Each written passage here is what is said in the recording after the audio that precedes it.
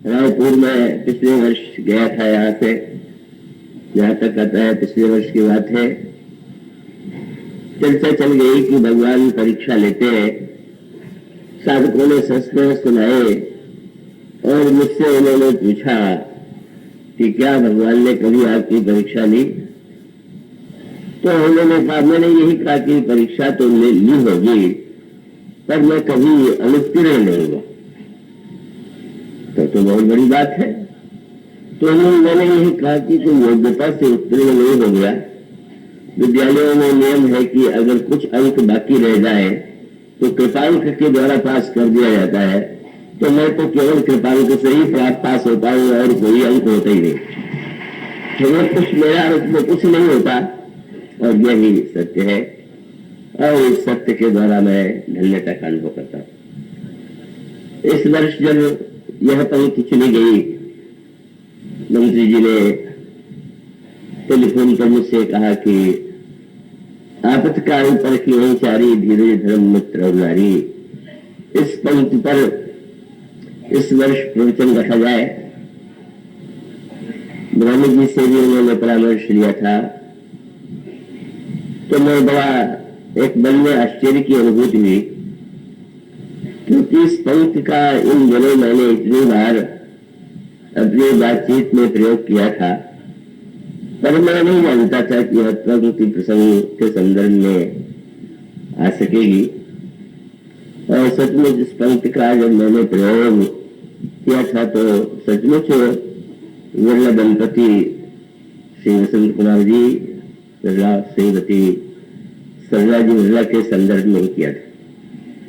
एक महान जो विपत्ति आई, परिवार की ही नहीं, जिसके द्वारा देश और उद्योग की बड़ी क्षति हुई, तो उनके साथ स्वर्गीय लगाते हुए प्रकार का तो क्षणिक कष्ट और उसका अभिप्राय है कि विवेक के द्वारा उस कष्ट का द्वारा अभीष्ट है।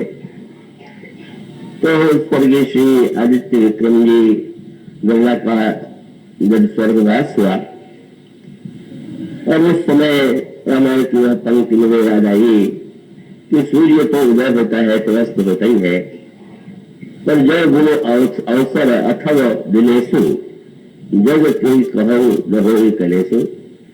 अगर मध्य दिन में ही सूर्यास्त हो जाए तो किसी कष्ट नहीं होगा।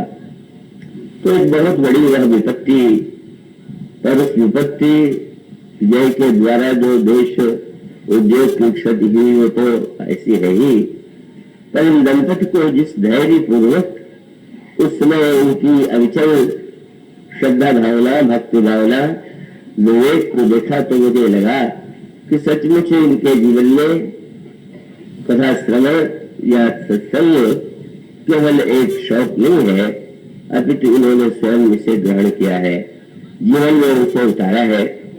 और तभी इतनी विपत्ति में धैर्य को एक क्षण के लिए भी वे नहीं छोड़ते। तो सचमुच यह पंक्ति तो ऐसी है कि जो बहुत प्रिय नहीं लग सकती, मानो स्वभाव है।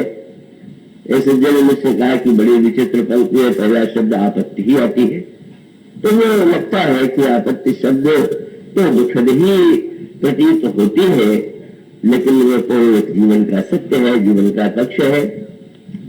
और उस जीवन के क्षण में जो अनसुईया जी ने जो वाक्य कहा वो यही है कि ऐसा तो नहीं हो सकता है कि व्यक्ति अध्ययन करे और परीक्षा न हो। तो अनसुईया जी ने कहा कि सही अर्थों में जो परीक्षा के क्षण होते हैं चार के, धैर्य, दार्य और उसके साथ साथ मित्रता और नारी। और उस परीक्षा में जो सफल होते हैं वे धन्य। तो ये जो प्रसंग है वो ऐसा नहीं है कि जिसको बहुत जैसे द्वार का प्रसंग या अन्य प्रसंग रस में होते हैं, लेकिन यह प्रसंग सचमुच हम सबके लिए परम प्रेरक है, कल्याणकारी है। तो इसलिए इस प्रसंग के विषय में तो मेरे मन में अवधारणा थी, पर उसे सुन करके अच्छा लगा। यह समय के अनुकूल और हम सब के लिए भी परम कल्याणकारी।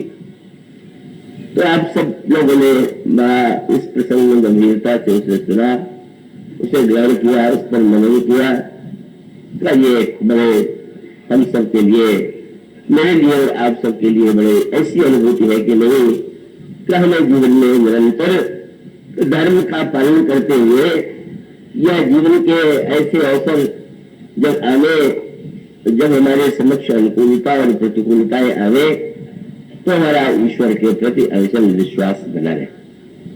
तो आप सब लोगों ने प्रसंग में पूरी तरह से तन्मयता से भाग लिया, और श्री लीलानी जी तो एक उनका यही है कि भाई इतने वर्षों की गणना तो करना ठीक नहीं है, तो वर्षों में भी एक दिन भी अनुपस्थित न रह पाना, ये इतनी बड़ी उपलब्धि है, जो भी भगवान की कृपा है।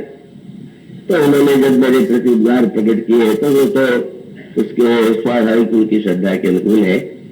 आप सब लोगों के प्रति और आप सबके प्रति मैं आभार प्रकट करता हूँ। भगवान दंपति के लिए मैं मंगलमयी शुभकामना करता हूँ, और निरंतर जीवन में हम सब अपने आप को प्रभु के चरणों में विश्वास पूर्वक अर्पित करें, ये जीवन का परम फल है। और इसीलिए आज जो पंक्तियां आपके सामने पढ़ी गई हैं, उस पंक्ति के साथ साथ कुछ बदली हुई पंक्तियां, और उस पंक्ति में विपत्ति की एक नई व्याख्या की गई, और वो इसलिए महत्वपूर्ण है कि धीरज धर्म मित्र इसकी चर्चा चल ही चुकी थी। नारी की परीक्षा भी वस्तुतः विपत्ति नहीं होती, और सचमुच नारी के प्रति जो विपत्ति की परीक्षा है, और उस परीक्षा में जनक नंदिनी सीता ने स्वयं अपने आप को जिन विपत्तियों में, जिन कष्टों में वे एक आदर्श प्रस्तुत करती है, वो हम सबके लिए परम प्रेरक है। यह जो पंक्ति है वह विपत्ति के संदर्भ में है। हम सब यह भली भांति जानते हैं कि प्रभु श्री रामभद्र को जब महारानी कैकेयी के द्वारा वनवास दिया जाता है, तो उस समय प्रभु कौशल्या अम्मा से आज्ञा लेने के लिए उनके चरणों में प्रणाम करते हुए जब चलने के लिए प्रस्तुत होते हैं, जनक नंदिनी को यह समाचार मिला, और वो आकर के प्रभु जहां मां के पास बैठे हुए हैं वहीं पर बैठ जाती है। जनक नंदिनी सीता सिर झुकाए हुए हैं और कुछ बोल नहीं पा रही है, तो उनके मुख पर विषाद का भाव है। गोस्वामी जी ने एक बड़ी कवित्वपूर्ण पंक्तियां उस समय प्रस्तुत किया। उस समय श्री सीता जी अपने चरण के जो नाखून है उनसे पृथ्वी को कुरेद रही। स्वाभाविक है, उनके चरणों में आभूषण है, नूपुर है, और जब वो पृथ्वी को कुरेदती है तो ये एक शोक की मुद्रा है कि जब कुछ कहना सुनना अच्छा नहीं लगता, और तब वो कुरेद करके जैसे अपने उस मस्तिष्क में एक चिंता की जो उनकी भावना है वह व्यक्त होती है। पर गोस्वामी जी इसको एक बड़ा कवित्वमय रूप देते हैं। स्वाभाविक है, जब नाखून से चरण को कुरेदती है तो आवाज होती है। गोस्वामी जी को नूपुरों में उनको सुनाई देता है, और कभी तो वही है कि जो चेतन में नहीं जड़ की भाषा में भी सुन सके। और फिर ये जड़ भी कैसा का, वह जड़ ऐसा कि इसे जड़ कहना भी शायद भक्ति भावना की दृष्टि से अपराध है। सीता जी के चरणों के जो नूपुर है, आभूषण है, वो तो मिटाने कितनी साधना तपस्या के बाद उन्हें जनक नंदिनी का श्री चरण मिला होगा। तो नूपुर को इस समय संकेत जब गोस्वामी जी उसकी ध्वनि का वर्णन करते हैं, तो हम सब का ध्यान उस ओर जाना चाहिए। वह है प्रसंग कुछ वाटिका। उस वाटिका प्रसंग में भी प्रभु श्री रामभद्र के कानों में यही ध्वनि सबसे पहले पहुंची थी। श्री राम के सौंदर्य का वर्णन जनक नंदिनी सीता ने सुना, उत्कंठा जागृत हुई, और उस सखी को आगे करके प्रभु राघवेंद्र रामभद्र की खोज में चले। और उस समय प्रभु तो उन्हें देख रहे हैं, अभी सामने देख नहीं रहे हैं, पर प्रारंभ में श्री सीता जी के चरण के जो नूपुर है, कंकड़ है और किंकणी है, उसकी ध्वनि जो है प्रभु के कान में जाती है। और उस ध्वनि को प्रभु ने सुना और उनके सामने आने से पहले का प्रभु के हृदय में जिस भावना और कवित्व का उदय हुआ, उसका गोस्वामी जी ने वर्णन इन शब्दों में किया। कंकड़ किंकणी नूपुर ध्वनि सुनी, कहा तो लखन सब राम हृदय गुण। प्रभु ने लक्ष्मण जी से कहा, लक्ष्मण तुमने यह ध्वनि सुनी। लक्ष्मण जितने बड़े लगता है, और वैसा तो कोई ओजस्वी लगता ही नहीं। जब लक्ष्मण कभी बोलने लगते हैं तो उनकी भाषा तो इतनी तेजोमयी होती है, इतनी ओजस्वी होती है कि लखन सकों को बचन जब बोले, दह मदान मई दिग्गज बोले। पृथ्वी का उठी दिग्गज डोलने लगी, ऐसी भाषा। और जब वो चित्रकूट में श्री भारत के विरुद्ध भी बोले, तब यही वाक्य आता है कि जग भय मगन गगन भय वाणी, लखन बाहुबल बुकुल बखानी। ताप प्रताप प्रभाव तुम्हारा, को कह सके कि जानने हारा। आपके प्रताप और प्रभाव को कौन जान सकता है, पर कैसा लक्षण चरित्र है श्री लक्ष्मण जी का, कैसा उनमें दिव्य संयम है, उसका परिचय मिलता है कुछ वाटिका में। आप पढ़ करके चकित होंगे कि भगवान राम तो बार बार लक्ष्मण को संबोधित कर रहे हैं, पर उसके उत्तर में लक्ष्मण जी बोल ही नहीं रहे। मैं बोलना इतने महान उद्धत वक्ता था, कभी कभी वक्ता तो बेचैन हो जाते हैं बोलने के लिए, और इतना बोल भी लेते हैं कि सुनने वाला रुक जाता है, पर इतना ओजस्वी वक्ता और मौन है। और उसका अभिप्राय कि लक्ष्मण जानते हैं कि इस रस की दिव्य भूमिका में शब्द जो है वो व्यवधान है, बाधा है, वो उचित नहीं है। जब प्रभु एक दिव्य स्नेह भाव और प्रेम की अनुभूति कर रहे हैं, तो इस समय बोल करके मैं क्या करूं, मुझे तो बोल जाना चाहिए। और प्रभु ने ये कहा कि ऐसा लगता है कि कामदेव वाद्य बजाता हुआ विजय के लिए निकला, और उसको लगा कि यदि मैं राम को हरा दूं तो विश्व विजय अपने आप संपन्न होगा, और वो आ गया। तो उसके पश्चात की जो घटनाएं घटित होती है, वंश टूटता है, विवाह होता है, तो जनक नंदिनी सीता को ये आभूषण और उन आभूषणों में भी नहीं, क्योंकि श्री रामभद्र बताते रहे हैं कि तुम्हारे नूपुर की ध्वनि से ही मेरा हृदय तो बिल्कुल तुम्हारे स्नेह भाव से विभोर हो गया था। अब गोस्वामी जी दोनों प्रसंगों को जोड़ देते हैं, मिलन के अवसर पर भी नूपुर, और आज जो वियोग के भय की संभावना है तब भी गोस्वामी जी कहते हैं नूपुर बोल रहे हैं। और नूपुरों से सीता जी का वार्तालाप चल रहा है। क्या चल रहा है, मानो जनक नंदिनी नूपुरों से कहती है कि वाटिका में भी मेरे लिए बोलना संभव नहीं था, और यहां भी बोलना बड़ा कठिन है, लेकिन जैसे तुमने वहां पर ध्वनि के द्वारा हमारे हृदय के संदेश को प्रियतम तक पहुंचा दिया था, इसलिए आज भी तुम ध्वनि के द्वारा मेरी अंतर व्यथा को, व्याकुलता को तुम पहुंचाओ। मैं बोल नहीं पा रहा हूं, पर मेरे हृदय की दशा क्या होगी। तो गोस्वामी जिसको एक नया अर्थ दे देते हैं।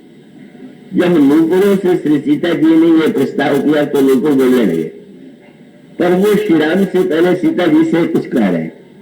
क्या ठीक है, मुझे सौभाग्य मिला कि आपके प्रेम का संदेश पहुंचाया, लेकिन आज पहुंचाने में तो बड़ी विपत्ति। क्यों हो, उस समय तो मिलन हुआ और हमारा सौभाग्य बढ़ा, पर अगर मैं आज आप जो चाहते हैं कि प्रभु वन में जाते समय आपको साथ में ले जाए, यदि यह संदेश मैं सुना दूं तो जानते हैं इसका सबसे बड़ा दंड किसे भोगना पड़ेगा, हमें, क्योंकि प्रभु को तपस्वी के वेश में जा रहे हैं। और जब आप उनके साथ तपस्वी के देश में जाने लगेंगे तो हमें निश्चित रूप से निकाल के रख देंगे। तो आपका तो मिलन हो, वियोग न होकर के मिलन दो का क्यों रहेगा, मेरा वियोग हो जाएगा। तो आपका संदेश तो हम प्रभु तक तब पहुंचाएंगे जब आप वचन दीजिए कि मुझे चरणों से अलग नहीं कीजिएगा। आप भी चरणों से अलग न करें और मैं उनसे अनुरोध करूं कि वे आपको साथ में लेकर के चले। उस स्वामी जी के शब्द आप लेकर होंगे, चारु चरण नख लेखति धरणी नूपुर मुखर मधुर कवि भरणी मनहु प्रेम बस विनती करही हमें सीय पद जन परिहरे। यह अद्भुत संवाद चल रहा है। कौशल्या अम्मा ने देखा क्या उनकी पुत्र वधु सीता है, कितना स्नेह कितना वात्सल्य, और उन्होंने यह अनुभव कर लिया कि सीता साथ में जाने के लिए लग गए। और जब श्री रामभद्र को उन्होंने जाने का आदेश दिया, धन्य मां कौशल्या, मां कौशल्या ने प्रभु को बल जाने का आदेश इसलिए नहीं दिया कि पिता किया गया। उन्होंने कहा कि अगर तुम्हारे पिता ने आदेश दिया बल जाने का तो मैं कहूंगा कि तुम बल मत जाओ, क्योंकि पिता की अपेक्षा मां का महत्व बहुत अधिक है। पिता की अपेक्षा मां बड़ी है, लेकिन अगर तुम्हारे पिता के साथ साथ तुम्हारी मां कैकेयी ने भी आज्ञा दिया तो फिर तुम जाने के लिए जाने से तुम नहीं रखो। जो केवल पितु आय सुताता तो जन जान बड़ी माता, जो पुत्र मातु कहु बन जाना तो कानून सुतमद समान। लेकिन श्री राम को तो आदेश देते, पर उन्होंने कहा कि यह जो मेरी पुत्र वधु है, पर पीठ तज गोद हिडोरा सीन दीन पग अमन कठोरा सो चलन चाहत वन साथा आया सुखा कहिए रघुना था। ये तुम्हारे साथ जाना चाहती है, वही नहीं रही है, तुम्हारी क्या इच्छा है, तुम क्या चाहते हो। और उन्होंने कहा कि अगर पुत्री सीता यहाँ रह सके तो हम लोगों के लिए तो बड़ा सहारा होगा। तो उन्होंने सुना और तब प्रभु बोले। अभी तक जनक नंदिनी मौन है। मां कौशल्या ने जब ये कहा कि देखो तो ये वन जो है वो आपको तपस्वियों की पत्नियों के लिए है, और या तो जो कोल किरात जो कष्ट के अभ्यस्त है उनके लिए है। हमारी पुत्र वधु तो जैसे अमृत की घड़ी है, और उस विष के वन में इसका क्या काम। भगवान श्री राम ने संकोच का अनुभव किया मां के सामने कैसे बोले, पर आपने बड़े स्नेह से जनक नंदिनी को समझाया। उन्होंने कहा राजकुमारी सिखावन सुनहु आम भारती जिय जन कछु बनो। ये न समझ लेना, जब मैं ये कहूंगा क्या रह जाइए तो आपके मन में ऐसा नहीं लगना चाहिए कि मेरे मन में आपको छोड़ के जाने की इच्छा है। लेकिन कर्तव्य के संदर्भ में कभी कभी भावनाओं और कर्तव्य में तालमेल बैठाना पड़ता है। मैं बन जा रहा हूं और तुम जानती हो धर्म का पालन, फिर वही धर्म की बात आई। यह विपत्ति का समय है, मां व्याकुल है, और ऐसी परिस्थिति में मैं ये सोचता हूं कि तुम्हारे लिए सबसे बड़ा कर्तव्य है कि तुम यहाँ पर हो। तो ये कह दिया कि देखो मैं जानता हूं मां मेरी बार बार याद करेंगी और व्याकुल होंगी, और जब जब मां मेरी याद करे तो तुम कोई कथा उनको सुना करके उनके मन को शांत करना। जब जब मां तो करी सुधी में मोरी होगी प्रेम विकल मति भोरी, तब तब तुम कथा पुरानी सुंदरी समुदाय मृदुरानी, और इनसे अधिक धर्म नहीं भूला सादर सास ससुर पद पूजा। पर इतने से ही प्रभु नहीं रुक गए। अब वन की जो कठिनाइयां है उसका वर्णन करने लगे। तुम जानती हो वन क्या है, वन में कैसे रहना पड़ता है, वन की परिस्थितियां क्या है, और प्रभु ने इतने विस्तार से वन के वर्णन दुखों का वर्णन किया।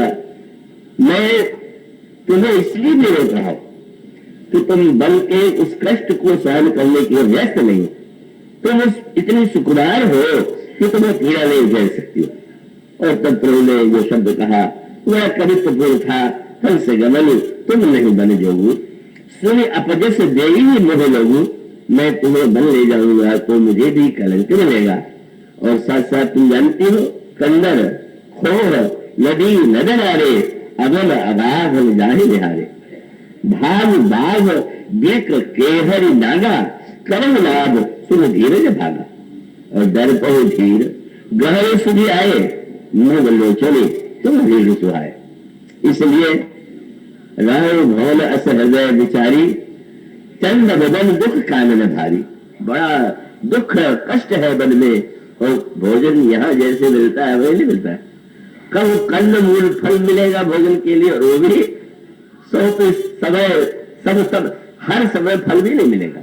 समय समय अनुकूल जिस जो ऋतु होगी उसी का फल लेकर के रहना पड़ेगा। चलना कितना कठिन, रहना कितना कठिन। तो यहाँ मेरे साथ चलने का अगर आग्रह करोगी तो कष्ट भी उठाओगी, और धर्म की दृष्टि से भी यहाँ रह करके तुम्हें धर्म पालन भी मिलेगा और सुख भी मिलेगा। और तुम अगर मेरे प्रति आग्रह के कारण साथ चलने के लिए कहोगी तो थोड़ा डराने की चेष्टा किया, और ये कहा याद रखना, अगर जो हट करो प्रेम बस बामा। बामा शब्द का प्रयोग ने किया। बाम शब्द कहते हैं जो बाएं भाग में है, इसलिए स्त्री बामा है, और कोई प्रतिकूल हो तो भी बामा कहते हैं। तो भगवान ने कहा कि मैं कह रहा हूं, तो अगर तुमने निर्णय किया कि नहीं मैं तो चलूंगी, तो मैं स्पष्ट बता देता हूं, इसलिए तुम्हें कोई रंच मात्र संदेह नहीं रहना चाहिए कि तो तुम दुख पाओगे परिणाम। मेरे साथ चल के तुम्हें दुख मिलेगा, तुम निर्णय करो। उन्होंने ऐसी मीठी वाणी में श्री राघव को उलाहना दिया, ये प्रभु तो सर्वथा जैसे विवल हो गए। उन्होंने कहा कि आपने कहा कि मैं बड़ी सुकुमारी, और मैं आज तक समझती रही कि आपसे बढ़ करके मृदुभाषी कोई हुआ ही नहीं। और विशेष रूप से मैंने अपने उस जो स्वयंवर प्रसंग में देखा कि आपने परशुराम जी महाराज के संदर्भ में जिस तरह बोला, तो मुझे लग रहा कि ऐसा कोमल बोलने वाला हमारे प्रियतम के समान कौन होगा। लेकिन आज ये दोनों बातें झूठी, न मैं सुकुमारी हूं और न आप मृदुभाषी। सुकुमारी, अगर मैं सचमुच सुकुमारी होती तो आपका वाक्य सुनकर के तो मेरा हृदय विदीर्ण हो जाना चाहिए, या मुझे छोड़ के जाना चाहते। व्याकुलता अगर मेरे हृदय में इतनी होती कि मेरा प्राण चला जाता, तो मैं समझती कि मैं कोमल। और आप कितना कठोर बोल सकते हैं, इसका परिचय तो आज मिला। आप जब कहते हैं कि राजकुमारी तुम बड़ी सुकुमार हो, तो ये मेरी प्रशंसा है कि मेरी निंदा है? वैसे तो प्रशंसा लग रही, पर सीता जी कहती है मैं सुकुमारी और नाथ बन जोगू। आप ये बताइए अपने को क्या मानते हैं, आप सुकुमार हैं कि कठोर है? मेरे लिए तो कठोर होना कोई आश्चर्य नहीं, क्योंकि धरण सुता धीरज धरो। मैं तो पृथ्वी की पुत्री हूं, पृथ्वी तो सहन करने की अभ्यस्त होती है। पर आप कितने सुकुमार हैं, इसके लिए केवल काव्य की आवश्यकता नहीं, अनुभव की आवश्यकता है। मेरी सुकुमारता तो आपकी वाणी में लग रही है। मैं तो पृथ्वी की पुत्री हूं, पर आपकी सुकुमारता का परिचय तो हमें वन में पहले दिन ही मिल गया। क्या? जब आप लता कुंज से प्रकट हुए पुष्प तोड़ करके, और आपका दर्शन सखियों ने किया, और उन्होंने मुझसे कहा कि जरा नेत्र खोल करके इन्हें देखिए, और तब उनका ध्यान गया कि आपके माथे पर पसीने की बूंद, भालत्वेक श्रम बिंदु सुहाए, का आपके माथे पर पसीने की बूंद। शरद ऋतु में फूल तोड़ के जिसको पसीना आ जाए वो कितना कोमल हो सकता है, क्या? इसलिए उसकी कल्पना कीजिए। और सखियों ने इसको लेकर के प्रभु को बात तक जो है वैसे व्यंग, वो तो ससुराल की भाषा अलग होती है, सखियों ने यही कह दिया कि राघव तुमको देख के लगता है कि तुम बड़े घमंडी हो। क्यों? अरे हम लोग इतने बैठे हुए हैं, किसी की ओर देख ही नहीं रहे हो, तो लगता है अपने रूप के घमंड में इतने गर्वित हो कि अपने को छोड़ के किसी को क्या देखे। पर तुम्हें आंख उठा करके मुझे भले ही न देखना चाहो, पर सीता जी को जरूर देखो। क्यों? बरवे रामायण में तुलसीदास जी ने कहा कि सखी ने कहा क्या गर्व कर रहे हो, गर्व करो रघुनंदन जनि मन माही, आपन मूर्ति देखो सिए की छाप। आप देख लेंगे तो पता चल जाएगा कि आपकी सुंदरता तो सीता की छाया की तरह है।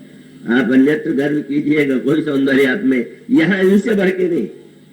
प्रभु तो बोलते नहीं है, वही उनका स्वभाव है, नहीं बोले। लक्ष्मण जी ने यही कहा कि हमारे श्री रामभद्र भैया में तो कोई गर्व है ही नहीं, पर आप लोगों ने उनमें गर्व देख लिया। तो एक बात मैं पूछना चाहता हूं कि गर्व झूठा तो नहीं है? का धनुष तोड़ करके जिन्होंने आप सब लोगों के कष्ट का निवारण किया, अगर वे गर्व करते हैं तो इसमें उनकी आलोचना क्यों होनी चाहिए? तब सखी ने कहा कि धनुष यज्ञ के पहले के दिन बात याद कर लो, जिसको फूल तोड़ने में पसीना आ गया वो धनुष तोड़ सकता था। ये तो हम लोगों की कृपा है कि जब देख लिया कि इनसे नहीं टूटेगा तो देवी देवताओं को मना करके प्रार्थना किया कि इसे तोड़वा ही दीजिए, और ऐसा लिखा भी है। वो सभी ने कहा कि हाँ, जनकपुरवासी स्त्री पुरुष यही कहते हैं, बंद पितर सुर सुकृत सम्हारे, जो कुछ पुण्य प्रभाव हमारे, तो शिवधनु मृणाल की नहीं। और सब सखियों ने निर्णय किया किस देवता को मनाना ठीक रहेगा? शंकर जी को नहीं, विष्णु भगवान को बिल्कुल नहीं। सबसे अच्छे कौन हो? प्रसन्न गणेश जी महाराज से कहो कि वो धनुष तोड़वा दे। तोड़ने और फोड़ने की कला में हाथी जितना निपुण होगा, तो ये तो गजब बदन है, इसलिए तोड़ना है तो इनका स्मरण है, और भविष्य के लिए ये अच्छा रहेगा कि शंकर का धनुष तोड़ने के बाद शंकर जी को कहीं क्रोध न आ जाए कि मेरा धनुष किसने तोड़ा। पर जब पता चलेगा कि बेटे ने तोड़वा दिया है तो शांत हो जाएंगे। ठीक है भाई, पुत्र ने ऐसा कर दिया तो क्या करे, ये तो हम लोगों की प्रार्थना थी, तब कहीं जाकर के धनुष टूटा है, इसमें कोई विशेषता नहीं। सचमुच वो एक स्नेह प्रेम की भाषा, पर वो संकेत यही है कि जनक नंदिनी ने कहा कि आपने कह दिया कि मैं सुकुमारी हूं, पर आप तो प्रमाणित सुकुमार। और जब आप कहते हैं कि वन में आप तपस्या करने जा सकते, मैं नहीं जा सकती, तो इससे बढ़ के मेरा अपमान क्या होगा? क्या जो भोग सके यही सुकुमारता का उपयोग है क्या? सुकुमार का होने का अर्थ क्या ये है कि व्यक्ति कष्ट न सहे, पीड़ा न सहे, तपस्या न करे? अगर आप तपस्या कर सकते हैं तो क्या मैं नहीं कर सकती हूँ? आपने ऐसा कैसे कह दिया? बल दुखनाथ कहे और कह दिया आप मुझे डराने की चेष्टा मत कीजिए। आपने बन के चाहे जितने दुख सुनाए, चाहे जितनी विपत्तियां सुनाई, पर मैं एक बात बता देना चाहती हूँ कि बन दुखनाथ कहे बहु तेरे, भय विषाद परिताप घनेरे। आपने डराया मुझे, कितना जंगल में भय है, यद्यपि आपको शोभा नहीं देता। रघुवंशी शिरोमणि पुरुष संग श्री राम मुझे डराने की चेष्टा करे कि मैं डर जाऊंगी, तो ये तो आपके पुरुषार्थ और गौरव के अनुकूल नहीं है। आप साथ में हैं तो डर कैसा? और उन्होंने ये भी कहा कि आपने कहा बड़ा विषाद, बड़ा दुख होगा, पर मैं इतना ही कहूंगी, ये जितना दुख है प्रिय वियोग लवलेश समाना, सब मेरे हो ही न कृपा निधाना। पति के वियोग के प्रीतम आपके वियोग के सामने ये कुछ नहीं। और आप ये कहते हैं कि जनकपुरिया ये भी कह गए थे प्रभु कि मैं ये नहीं कहता कि तुम 14 वर्ष अयोध्या में रहना, बीच में मायके भी चली जाना। कबहू भगवान श्री राम जी ने कहा कि कबहू ससुरारी, कब कई प्रकार से प्रभु ने कहा कि रहो जहां रुचि हो तुम्हारी। तुम कभी अयोध्या रह लेना, कभी वन में रह लेना, तो अयोध्या में तो सब सुख सामग्री। और सीता जी ने कहा कि महाराज सुख जो है वो वस्तुओं में नहीं होता। सुख नहीं, आप जिन सुखों का वर्णन कर रहे हैं, मुझसे आप कहें तो मैं तो ये कहूंगी कि प्राणनाथ करुणायतन सुंदर सुखद सुजान, तुम बिनु रंकुल कुमुद विदु सुरपुर नरक समान। स्वर्ग के सारे भोग एकत्र कर दिए जाएं, पर आपका वियोग हो तो मुझे लगेगा कि नरक इससे अधिक श्रेष्ठ है। और जब प्रभु ने इन शब्दों को सुना, समझ गए इसका अभिप्राय क्या हुआ। का ये वस्तुतः एक पति पत्नी का संग तो एक निरंतर संग होता है, अन्य व्यक्तियों का संग उतना स्थायी नहीं होता जितना पति पत्नी का होता है। और सुख आनंद के क्षण तो सबको प्रिय लगते ही है, लेकिन जब कभी संकट और विपत्ति की घड़ी आती है, उस समय यह परीक्षा होती है कि वो विपत्ति के क्षणों में उसमें कितना धैर्य है और कितने धर्म पालन की क्षमता है, योग्यता है। तो श्री सीता जी ने उस समय यही कहा कि मैं तो निश्चित रूप से आपके साथ चलूंगी, तो तुम क्या मेरी आज्ञा नहीं मानोगी? क्या नहीं माने? अगर आप मुझे यहाँ रोक देंगे तो केवल प्राण आपके साथ जाएगा, और साथ में ले चलेंगे तो की तन प्राण की केवल प्राण।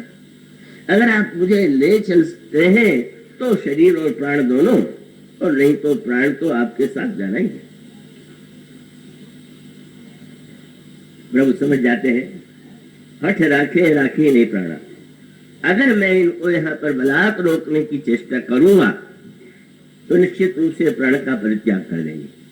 और सचमुच जो मार्ग उन्होंने चुना, जिस प्रकार से वे मिथिला में रही पली, जिस तरह से लाड़ प्यार उनको महाराज दशरथ और कौशल्या ने और अन्य रानियों ने दिया, उसके स्थान पर जो मार्ग चुना वो सचमुच उनके अभ्यास से सर्वथा परे था। बल्कि गोस्वामी जी ने तो कवितालु रामायण में बड़े भावनात्मक स्वर में कहा, और वो पंक्तियां ऐसी हैं। आप श्रीमती सरला जी के वो जो कल कैसेट दिया उसमें सुन रहे थे, उसमें उन पंक्तियों का भी वर्णन है कि जहाँ पर गोस्वामी जी कहते हैं, पुरते निकसी रघुवीर वधु, नगर से निकल करके वन और रथ के बाद फिर वो जब चली तो धरि धीर दयो मग में डग दोए, तो 2-4 पग चली और फिर परिणाम क्या हुआ? जल की भरी भाल कनी जल की, माथे पर पसीना आ गया और बोले पुट सूख गए मधुराधर हुए, होठ सूख गए, माथे पर पसीना आ गया और फिर पूरी पूछत है चलनो अब कैतिक। महाराज आपने कहा था कि वन में चल के कुटी बनावेंगे, वो वन कितनी दूर है और पर्ण कुटी करिहाओ कित है। और तब जब सीता जी ने प्रश्न किया तो श्री राम जो राज्य छोड़ करके जाने की बात सुन करके भी मुस्कुराते रहे। जल की भर भाल कनी जल की, फुट सूख गए मधुरा धर भय, तब प्रिय की लखी आतुरता, प्रिय की अखियां जल चारु चली जल चोए। तो श्री राम भद्र रोने लगे, इतने विवल हो गए। पर सीता जी ने प्रभु ने स्मरण दिलाया, मैंने क्या कहा था। और तब उन्होंने कहा कि मैं इसलिए नहीं पूछ रही हूं कि मैं थक गई हूं, मुझे लगता है कि आप इतने सुकुमार हैं कि थक गए होंगे। वो आप ये तो बताइए कि कितनी दूर चल करके कुटी का निर्माण होने वाला है। और उसके पश्चात मानो एक सूत्र है, और यह है कि जीवन में जो वस्तुओं के द्वारा सुख है का वो तो एक सुख है जिसका मनुष्य अभ्यस्त होने के नाते उसमें आनंद का अनुभव करता है। पर वस्तुतः जिसे आनंद कहते हैं जो स्थायी है, जो बहिरंग वस्तु से जुड़ा हुआ नहीं है।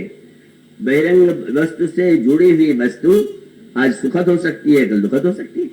भोजन व्यक्ति कर रहा है, स्वादिष्ट सुख लग रहा है, कल अस्वस्थता में रोग हो जाने के बाद वही भोजन उसके लिए विष हो जाता है। मैं अस्वस्थ था बम्बई में, तो उस समय अंतिम दिन डॉक्टर से प्रश्न किया गया कि भोजन क्या किया जाए क्या नहीं। तो डॉक्टर बड़े विनोदी थे और एक वाक्य में उन्होंने बहुत बड़ी बात कह दी। उन्होंने कहा भोजन की मैं सूची नहीं बनाता, मैं तो ये कहूंगा कि जो अच्छा लगे वो मत खाइए और जो अच्छा न लगे वो खाइए। और बहुत बड़ी बात उन्होंने कह दिया। इसका अर्थ अच्छा लगा तो फिर रोग हो गया। अब उस समय वो भोजन भी अगर सामने हो तो मनुष्य के लिए दुखद हो जाए।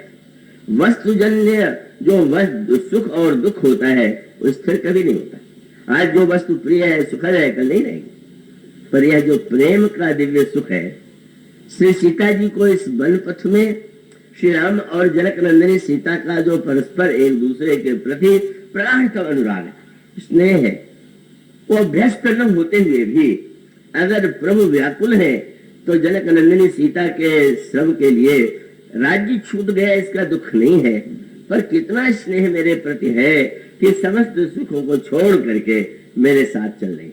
और फिर चित्र प्रस्तुत किया। कवितावली रामायण बड़ा भावपूर्ण ग्रंथ है गीतावली रामायण, उसमें गोस्वामी जी ने कई पद प्रस्तुत किए और उस पदों में यही दिखाई देता है कि वस्तु छूट गई तो क्या हुआ, वस्तु का अभाव हो गया तो क्या हुआ, पर उस भावना और प्रेम का जितना अनुभव इस कष्ट के समय में हुआ वो तो अयोध्या के राजमहल में हो ही नहीं सकता था। और उसका वो स्वामी जी फिर चित्र प्रस्तुत करते हैं। तो प्रभु के चरणों में कांटे लग गए। फिर जनक नंदिनी सीता उनके पीछे चल रही है और प्रभु को यह चिंता है कि कहीं जनक नंदिनी के चरणों में या हमारे प्रिय लक्ष्मण के चरणों में कांटे न लग जाए, इसलिए का वो ऐसे इस तरह चलते हैं कि अगर कोई कांटा है तो उनके चरणों में चुभ जाए, और जब चुभ जाता है तो आप वृक्ष की छाया में बैठ जाते हैं। और बैठने के बाद जो दोनों का संवाद होता है वो स्वामी जी ने यह वर्णन किया कि उस समय लक्ष्मण जी ने तो ये कहा कि मुझे प्यास लगी हुई है, अगर आज्ञा हो तो जल ले आवे। उन्हें कोई प्यास नहीं लगी थी। उन्हें चिंता हो रही थी कि हमारे भैया श्री राम और किशोरी जी प्यासी होंगी, पर वो तो बड़े ही भाव में हृदय से कहते हैं मैं प्यासा हूँ तो जाकर के जल ले आओ। हाँ अच्छा जाओ जल ले आओ। और जब प्रभु बैठ गए तो गोस्वामी जी कहते हैं श्री सीता जी ने पहले तो अनुरोध किया खड़े मत रहिए। उन्होंने कहा परिखो पिय घाट परिखो पिय बाट घड़ी कहे, आप कुछ देर के लिए जा इस वृक्ष के नीचे बैठ जाइए, थोड़ा विश्राम भी मिल जाए, लक्ष्मण जल लेकर के भी आ जाए। प्रभु बैठ गए। तब एक नया दृश्य आया। प्रभु के चरणों में कांटे चुभे हैं, तो कांटे को चुभा हुआ देख करके प्रभु ने एक कांटा वही था उसे उठा लिया और उससे कांटा निकालने लगे। कांटा किसी को लग जाए तो यही चिंता होती है कि कितने जल्दी कांटा निकल जाए, पर गोस्वामी जी कहते हैं कि प्रभु जानबूझ करके कांटे को निकलने नहीं दे रहे। ये समझ में नहीं आ रहा है कि निकालना चाहते हैं कि रहने देना चाहते। इसलिए गोस्वामी जी का शब्द है, किशोरी जी कहते हैं पहुंच ही फंसे वो बयारी करो, आपके माथे पर पसीने की बूंद आ गई है, जरा मैं अपने आंचल से उसे पहुंच दूं, लक्ष्मण जल ले आवे, आप पी लीजिए। और जब प्रभु ने सोचा कि अगर कांटा जल्दी निकल जाएगा तो होगा कि आगे चले, सीता को विश्राम मिल जाए, इसलिए बैठे विलंब लो कंटक काट, और देर लगा रहे। कांटा निकलना भी चाहता है, जनक नंदिनी से नहीं रहा गया। लगता है आपको कांटा निकालने का अभ्यास नहीं है, मुझे दीजिए मैं निकाल दूं। प्रभु ने कहा ना ना, ये कार्य मैं आपको नहीं दूंगा। क्यों? आपने स्नेह से कहा आपका कार्य मेरे चरणों में पहुंचाना है, पहुंचे को निकालना आपको शोभा नहीं देगा। कांटा भी यदि आ गया है तो पृथ्वी, कितना सुंदर संकेत। अरे कांटे का जन्म भी तो पृथ्वी से हुआ है, आप पृथ्वी की पुत्री है, क्या आप चाहेंगे कि अगर कांटा चरण में आ गया है तो आप उसको अलग कर दें? यह जो अनुभव गोस्वामी जी कहते हैं बैठी विलंब लो कंटक का है। और तब सीता जी की दशा क्या है? जानकी नाह को नेह लख्यो। देख रहे यह दृश्य अयोध्या में नहीं मिल सकता था, मिथिला में नहीं मिल सकता था, पर एक और अभी थोड़ी देर पहले प्रभु की आंखों में आंसू थे और अब बोले जानकी नाह को नेह लख्यो उमगो तनु बार विलोचन बाढ़। उनके आंखों में आंसू, उस परस्पर प्रेम से निकले हुए आंसू में जो सुख था, क्या उसका अनुभव अयोध्या के किसी सुख से किया जा सकता था क्या? इस तरह की जो अनोखी यात्रा दो तीनों की वन में संपन्न होती है, और जब वहां पर वन में प्रभु निवास करते हैं कुटिया में, तो किसी ने पूछ दिया सीता जी को तो कष्ट होता ही होगा। उन्होंने कहा सीता जी को सुख कष्ट कौन कहे? उन्होंने कहा सच बात तो ये है कि मन राम चरण अनुरागा और अवध सहस सम मन प्रिय लागा। अयोध्या से 1000 गुना सुख। क्यों? बोले वहां पर इतने सेवक सेविका सब बीच में व्यवधान ही तो थे।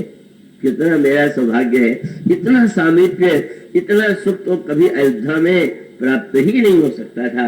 इस प्रकार और भगवान राम, सीता जी और लक्ष्मण, उनकी दशा क्या है?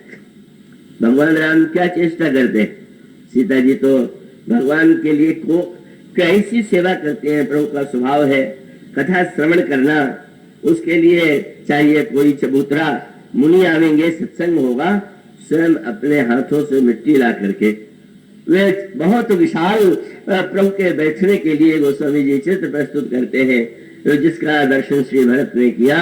बट छाया बेटिका बनाई, सिय निज पानी सरोज सुहाई।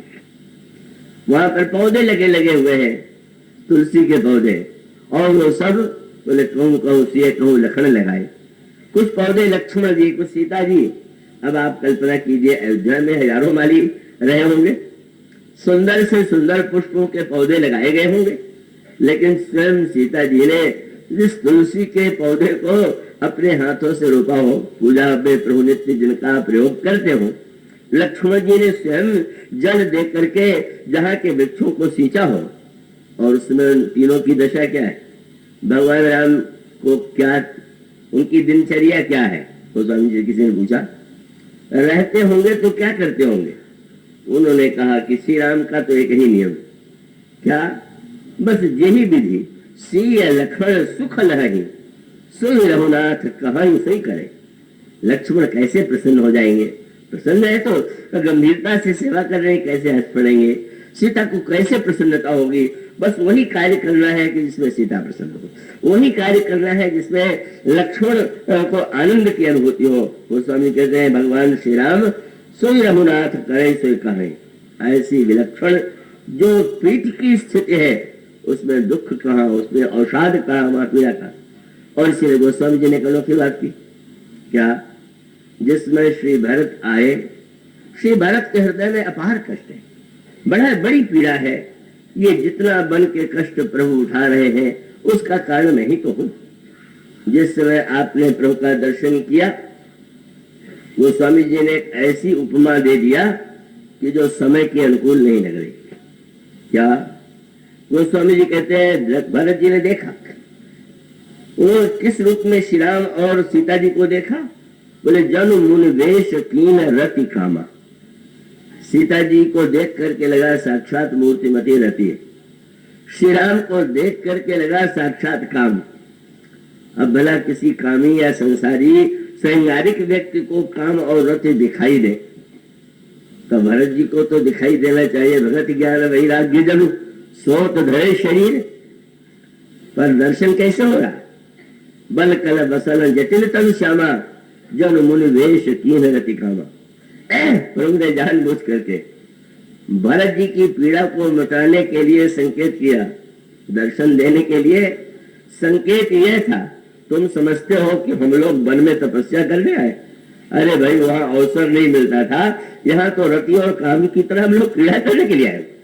तुम्हें प्रसन्न होना चाहिए, अपने को दिखाते हैं कि कहीं तुमको देख के लग रहा है, सीता के दुख मुख को देख के तुम्हें लग रहा है क्या कि इनको कष्ट है, क्या मुझे देख करके तुम्हें कहीं प्रतीत हो रहा है कि कोई तपस्या जन्य कष्ट हमारे शरीर में है।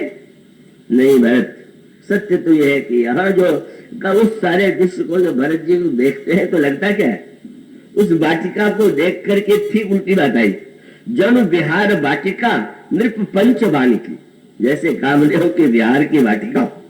मानो उसका तात्पर्य है कि तपस्या करते हुए, वलकर वस्त्र धारण करते हुए, समस्त कठिनाइयों के बीच में रहते हुए भी जो भगवान राम की सीता जी क्या करती है, बोले नाह नेह नित बढ़त विलो की, हर्षित रहनी देश जिनको देखती है। प्रभु का प्रीतम का प्रेम जो है और बढ़ रहा। संसार में निकट रहते रहते प्रेम में कुछ कमी आती जाती है, यहाँ लग रहा है कि यहाँ तो बढ़ते जा रहा है। लक्ष्मण की दशा क्या है, बोले छिन छिन लखी सिय राम पद जान आप पर नेह, और करतन सपने लखन चित बंधु मातु पितु गए। ऐसे दिव्य विपत्ति के उस काल को इतने दिव्य सुख में, रस में उसकी अनुभूति मानो यह सिद्ध करती है कि भावना और प्रीति में कितना बड़ा बल है। पर भगवान राम ने जिस दुख की ओर संकेत किया था, वह भी दुख आया, वह विपत्ति भी आई, वह संकट भी आया, जब चित्रकूट से दंडकारण्य और दंडकारण्य से उन्हें रावण के द्वारा अपहृत करके लंका में ले जाया जाता है। और वह मानो सचमुच वियोग उनके लिए संपत्ति नहीं है, पर प्रियतम के जिस वियोग की कल्पना ही उन्हें दुख की सीमा में पहुंचा देती है, वही अवसर आया जब वियोग की घड़ी आ गई।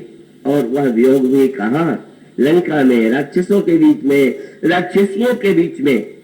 और उस ये जो पंक्ति आपके सामने पढ़ी उस अवसर की है जब हनुमान जी माँ के पास से लौट करके आते हैं। उस समय का घड़ी है, समय की सीमा है, कहने के लिए बहुत कुछ रह ही जाएगा, रहता ही रहा है। प्रभु ने जो संदेश भेजा हनुमान जी के द्वारा, और श्री जानकी जी ने जो प्रभु के लिए प्रिय संदेश भेजा, और हनुमान जी जब लौट करके आते हैं और उस समय हनुमान जी सीता जी की विपत्ति का वर्णन करते हैं। उन्होंने जब ये कहा कि महाराज, प्रभु ने कहा अच्छा लंका में जनक नंदिनी कैसे रहती हैं, तो जीवित तो है। मानो एक प्रश्न था, माना ये जाता था कि वियोग में जीवित नहीं रहेंगी। और तो हनुमान जी ने उलाहने के स्वर में, चुनौती के स्वर में प्रभु से कहा कि आप क्या कल्पना करते हैं कि जनक नंदिनी के प्राण स्वयं उनको प्रिय है? क्यों महाराज मानो बताना चाहते थे क्या उनकी स्थिति है। उन्होंने कहा महाराज, अगर कोई ऐसा स्थान हो जहाँ मजबूत किवाड़ बंद हो, ताले लगे हुए हो, पहरेदार हो, वहां क्या चोरी हो सकती है? और वहां तो तीनों ही क्या बोले, नाम पाहरू दिवस निश। आपका जो नाम ले रही है वही मानो पहरेदार है, और ध्यान तुम्हारा कपाट, आपके ध्यान का किवाड़ बंद है। और लोचन निज पद जंत्रित, अपने चरणों की ओर देख करके आपके चरणों की स्मृति में जो डूबी हुई है वही मानो ताला। और तब हनुमान जी कहते हैं प्राण जाहि किन बाट। आपको यदि ये लगता हो कि प्राण अभी तक कैसे है, तो मैं पूछना चाहता हूं कि प्राण जाने का कोई मार्ग है क्या? मैं उसका अभिप्राय है वियोग में भी प्रतिक्षण हुए आपके नाम का जप कर रही है, आपके ध्यान के, आपकी भावना में डूबी है। और तब वह कल्पना होती है जब लंकेश्वर रावण समस्त वैभव प्रलोभन रानियों को लेकर के आता है, और यह प्रलोभन देता है कि मंदोदरी आज सब रानी तब अनुचरी करो पर मोरा, एक बार विलोक मम ओरा। उस त्रैलोक के विजेता को जिन शब्दों में उन्होंने फटकारा, धिक्कारा, वह शब्द जो था वह कितना तेजो में था। उन्होंने सुन दसमुख, अरे जुगनू, रावण तू क्या समझता है कि कमलनी कभी जुगनू के प्रकाश में फूलने लगेगी? सुन दसमुख द्योत प्रकाशा, कबहू की नलिनी करे विकासा। अस मन समुझ कहत जान की, सठ सुन नहीं रहु वीर बान की। सठ सुने हरि आन से नहीं, अधम लज्ज लाज नहीं तो ही। और इतना ही नहीं कहा कि तुम मेरे कंठ में तलवार की अगर धमकी दे रहे हो तो याद रखो, मेरे कंठ में तो दो ही वस्तु हो सकती है। क्या बोले, या तो प्रीतम की भुजा या तुम्हारी तलवार। श्याम सरोज दामसम सुंदर, प्रभु भुज करिकर समझ सिकंदर। सो भुज कंठ की तब असी घोरा, सुन सठ अस प्रमाण पन मोरा। यह जो प्रीत का बल है, यह जो तेजोमयी वाणी है, अकेले होने पर भी जिनके अंतःकरण में प्रीतम के प्रति प्रगाढ़ विश्वास है, उसके सामने रावण और मंदोदरी तो इतनी प्रभावी थी कि रावण जब तत्काल तलवार लेकर के मारने दौड़ा तो मंदोदरी ने स्वयं रोक दिया। आश्चर्य हुआ, किसी ने मंदोदरी से पूछ दिया। लंकेश्वर ने तो ये कहा था कि मंदोदरी तुम्हारी दासी बनेगी, तो तुम्हें तो मारने से रोकना नहीं चाहिए। मार देता तो तुम्हारे सामने वो संकट न आता कभी। पर मंदोदरी ने यही कहा कि सीता के दर्शन के बाद, सीता को ही नहीं, मैंने राम को ही देखा। मैंने राम को आज तक नहीं देखा, पर आज मुझे पता चला कि राम क्या है। और वो सीता की वाणी में मैंने राम को देखा, उनके हृदय में देखा, उनके विश्वास में देखा, उनके धैर्य में देखा। मैं क्या कह सकती हूँ, वह कौन है? और वह परम कल्याणी हमारे लिए तो महानतम आदर्श है, संदेश है। इतना और हनुमान जी से जब पूछते हैं, हनुमान जी ने यह कहा कि प्रभु क्या मैं उस संकट और विपत्ति को सुनाऊं? सीता कहे अति विपत्ति विशाला, बिरही कहे भर दीन दयाला। प्रभु अब सुनने का समय नहीं, मैं सुनाऊं कथा और आप सुने ये नहीं। निमिष निमिष करना निधि जाहि कल्प समवीत, देंगी चलिए प्रभु आनिय भुज बल खल दल जीत। अब चलिए, उठिए, उठाइए धनुष बाण और दुष्टों का संहार करके जनक सीता को लौटाइए। उस समय प्रभु ने एक स्वर, एक नया अर्थ मिला हनुमान जी के द्वारा।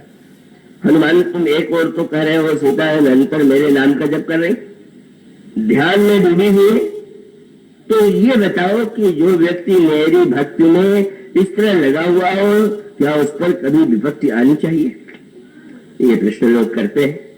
कोई धार्मिक हो, कोई भक्ति परायण हो, विपत्ति आ गई तो लोग कहते हैं कि भाई भक्ति करने से भी विपत्ति नहीं टलती है क्या?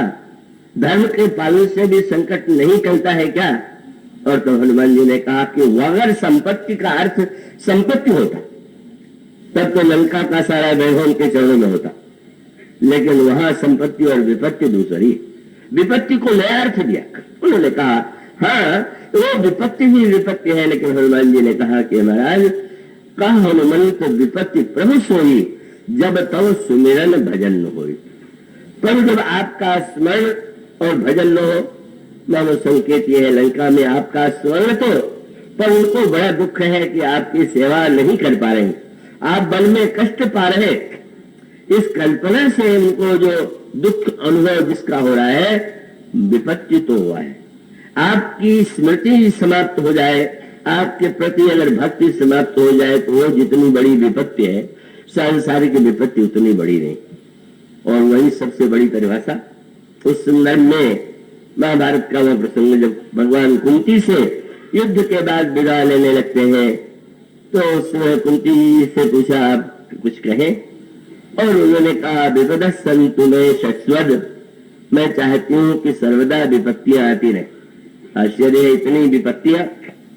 कई लोग ये समझते हैं कि वो विपत्ति मांग रही थी, ऐसा कुछ नहीं। विपत्ति कोई मांगने की वस्तु नहीं है।